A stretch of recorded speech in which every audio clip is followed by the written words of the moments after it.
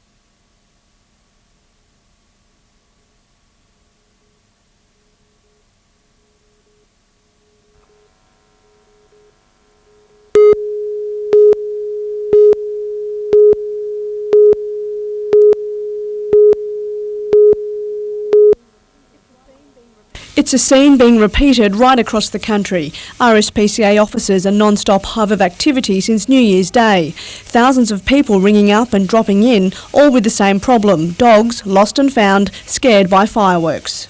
I'm convinced, firmly convinced, that the fireworks were a major factor. Nearly every person that's here looking for their dog has said that their dog went missing on that New Year's Eve night. Owners wandered up and down the pound searching for their companion. When a dog is frightened, particularly when left alone, as most were on New Year's Eve, its first instinct is to run. We're getting reports of dogs actually digging frantically under fences, jumping fences that have never been scalable previously, and just pushing on fence sections and pushing them down. This pooch was ecstatic to be reunited with its owner, but others won't be so lucky. 150 stray dogs down there at this point of time, and sadly, as one's being released, the council trucks are bringing more in. And the RSPCA says it could all have been prevented. Please, can we ban the fireworks? Secondly, people should be keeping their animals inside and possibly seeing their vet and sedating them. The RSPCA is urging anyone who has a stray dog or has lost one to contact its local branch and council. Catherine Turner, NBN News.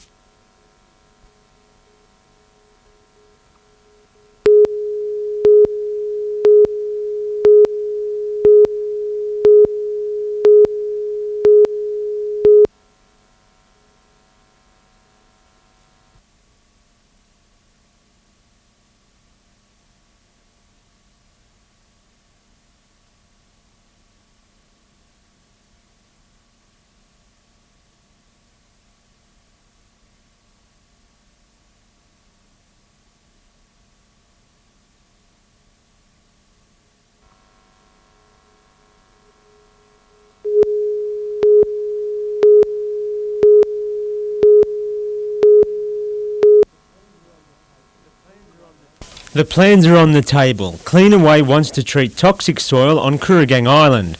Newcastle Council will say yes or no to the development application, but Port Stephens councillors also want to have a good look at it.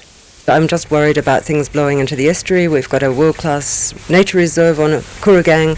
We've got highly populated centres close by, and I'm really worried about contaminants getting away and getting into populated areas and into the waterways.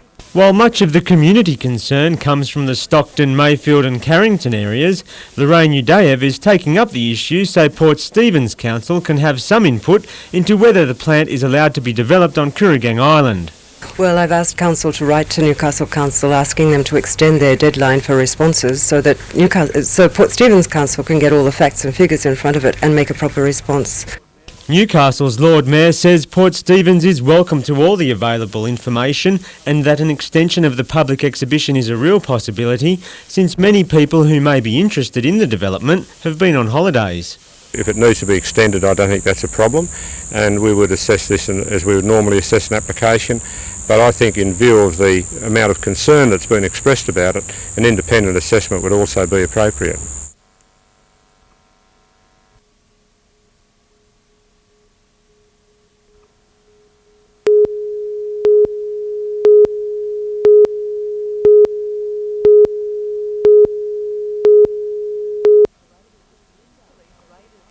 Police raided this Windale home in Wakul Street shortly before midnight last night, netting a large quantity of heroin, amphetamines and cannabis. So large, in fact, police now believe the bus may have uncovered a long-standing drug trafficking operation. We suspect that it could have been ongoing for quite some period of time, and of course our investigation will go much further into finding out who in fact we are dealing with.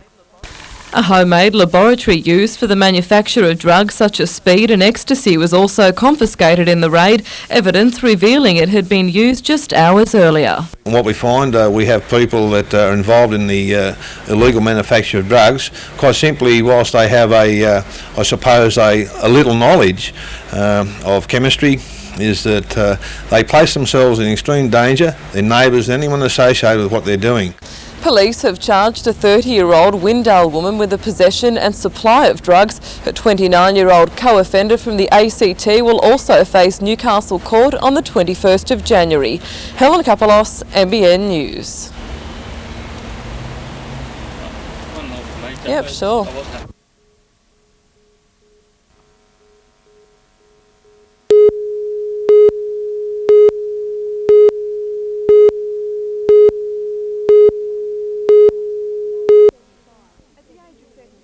At the age of 35, Greg Julian is on track to enter the workforce. He's completed the first of a 3-year chef traineeship through Hunter JobLink at James Fletcher Hospital. Greg's one of 35 patients in a rehabilitation program in conjunction with the Mental Health Department of the hospital, aimed at preparing mentally ill patients for employment.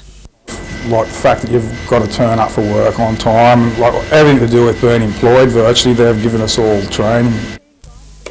A team guides them through a 9-month program, then trains and monitors them for up to 30 months into the job, concentrating on hospitality, administration and horticulture. We do lawn mowing, landscaping, tree lopping, any of the things that people would require on the outside. And through the hospitality, we do both catering and we run a cafe on site. After 15 months in operation, Hunter JobLink has found jobs for 30 people, and they've just secured a tender for the Hunter Water Board, maintaining the lawns on 250 sites. They're now looking for host employees to take on their accredited graduates for casual work. People are pretty proud, they've got their self-esteem and their confidence back, and those things get pretty shattered when you get unwell. Catherine Turner, NBN News.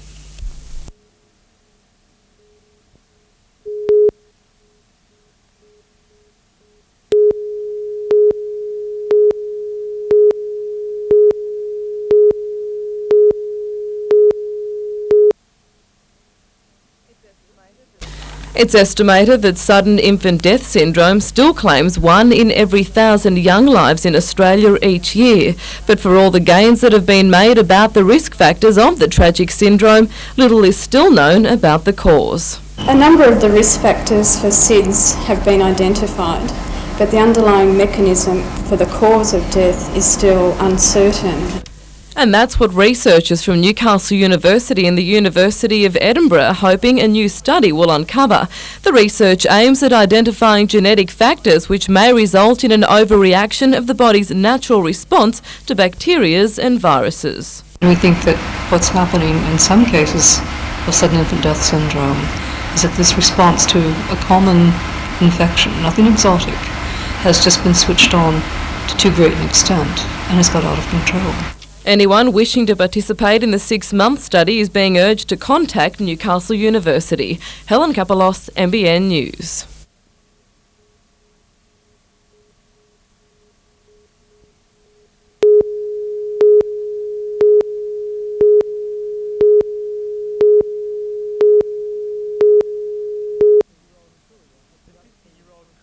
The 50-year-old courier had just been in contact with his work as he continued on his way towards Lake Macquarie at 2 this afternoon.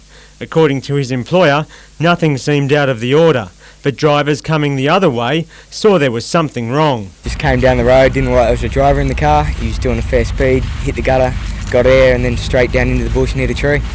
And we ran down here and we didn't think it was a driver in the car, but there was. He was pretty beaten up. The Beresford man, who recently suffered a stroke, lay trapped for almost an hour before emergency services finally managed to free him. He is now in John Hunter Hospital with multiple leg injuries. Meanwhile, at the corner of King and Tudor Streets at Hamilton, a traffic light was laid low by a driver who drove over a median strip and hit it.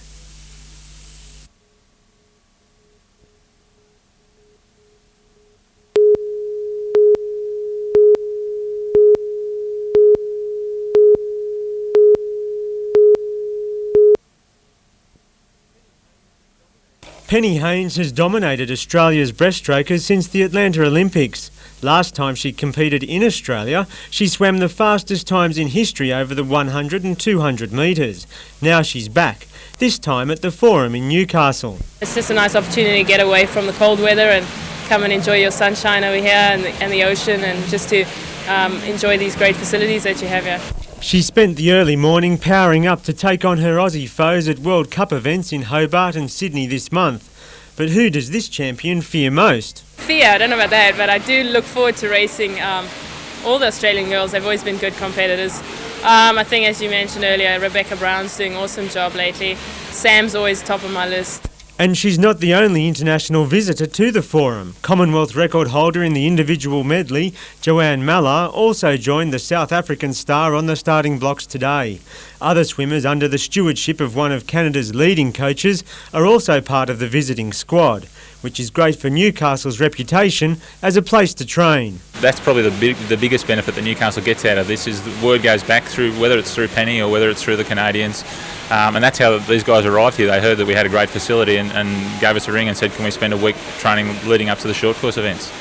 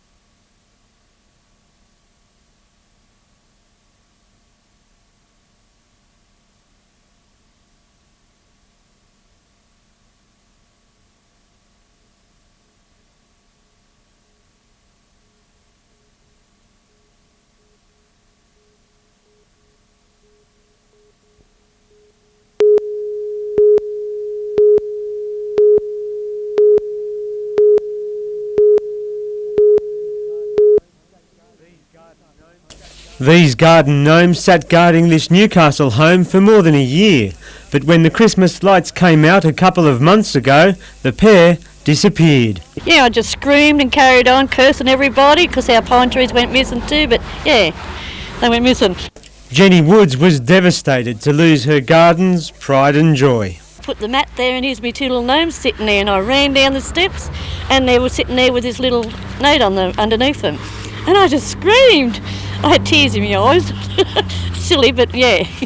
But did the gnomes share her feelings of loss? Apparently not. They were off on a road trip, enjoying the sun along New South Wales' north coast. Jenny had no idea of the fun they were having until they mysteriously turned up on the doorstep, complete with pictures and a postcard. Sorry we haven't called, but we've been having fun for a couple of months in Coffs.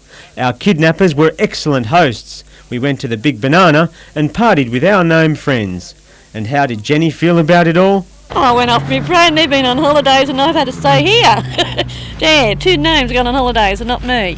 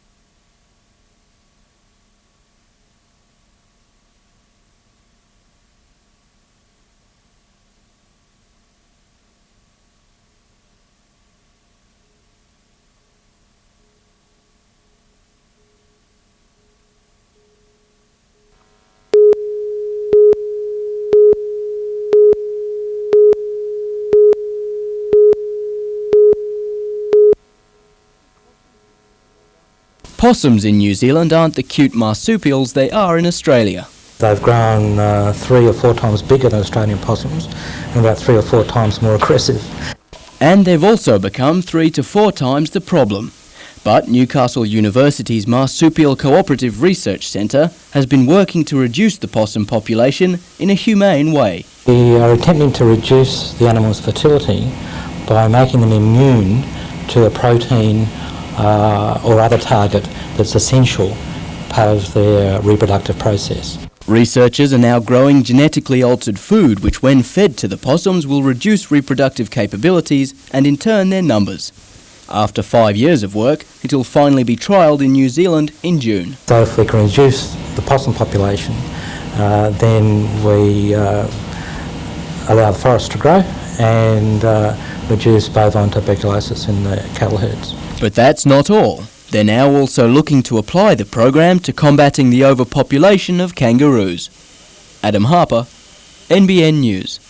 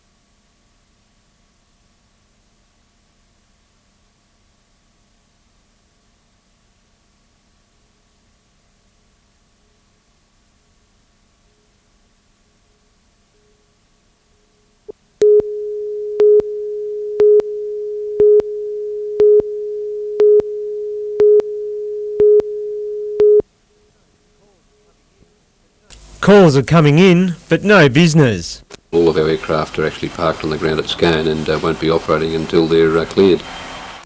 Yanda Airlines says it took fuel from Singleton Airport's mobile tanks between November 21 and December 23 last year.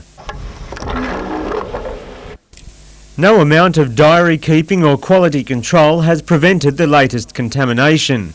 There is nothing to indicate how long Yanda Airlines or any other regional aviator will be grounded, or how their planes' fuel systems can be cleaned. If the crisis continues, Paul Rees says it may soon be time for the government, BP and Mobil, to provide monetary aid. We employ pilots, engineers, they will have wives, families, commitments. We're going to need some sort of interim assistance. Planes using Shell's aviation fuel haven't been affected. Paul Rees says he's losing $1,600 for every day Yanda's aircraft are grounded, while operators using Shell fuel are picking up business. Still, he agrees with the grounding on a safety-first basis. It's best to be well and truly err on the side of safety with aircraft rather than all sit round the wreckage later and say, isn't it a pity we didn't do that?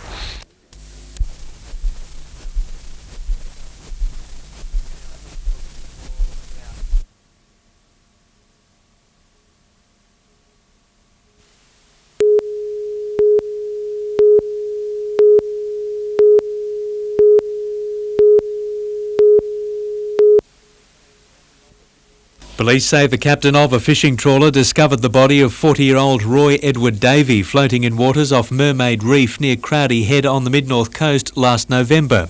Newcastle Court was told today that Mr Davey had been fishing with his brother-in-law in this half-cabin runabout when he somehow fell overboard and drowned.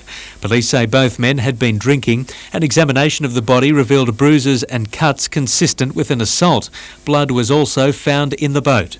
Taree detectives arrested Mr Smith in the Newcastle suburb of Carrington yesterday, charging him with drug offences and murder.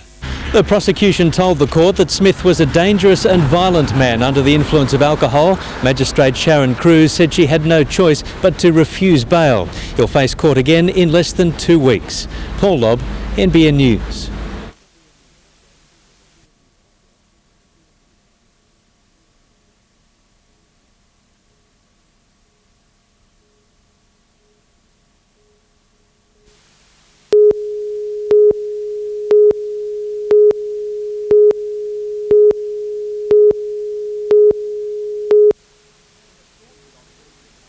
In a shortened off-season, time hasn't been kind to Andrew Johns, the Golden Boot Player of the World, still hampered by that groin injury. While he'll definitely miss the trial match next week, there's a real chance he could miss this season opener. I prefer not to dwell on that thought, frankly. I don't want to even entertain the thought that we'll be without Andrew. But Ryan is planning for just that and will start the coming trial against the Burnley Bears with the tested pairing of Justin Holbrook and Matthew Johns before giving other players a chance to shine. In the other half of the game, Trent Watson will be the half, and a newcomer to the club, James Wynn from Illawarra, he'll play 5'8". Meanwhile, Adam McDougall has been given the fullback role until Robbie O returns from a foot injury. Boys, he looked good too. I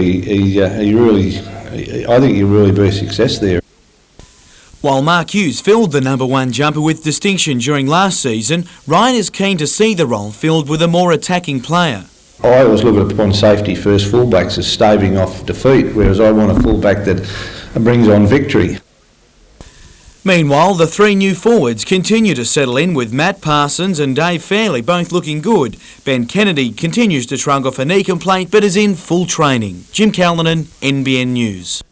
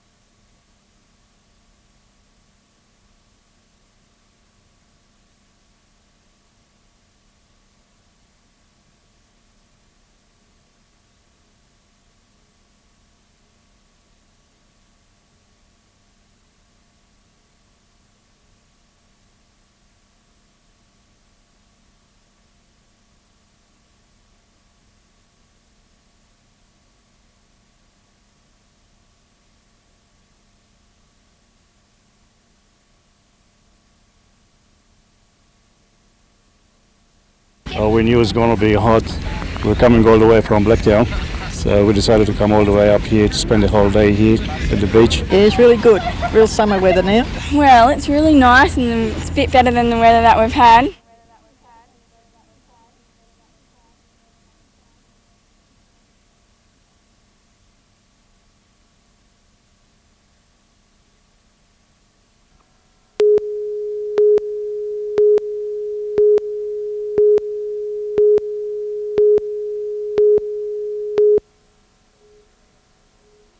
Well, the 2000 league season is only weeks away, and the question facing NRL coaches and playing staff is whether to trial or not to trial.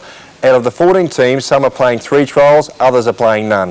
Of course, the 2 merging sides are getting in as much football as they can before the 4th of February kick-off, while teams like Cronulla and Canterbury, which have few changes to the lineup, are having no trials.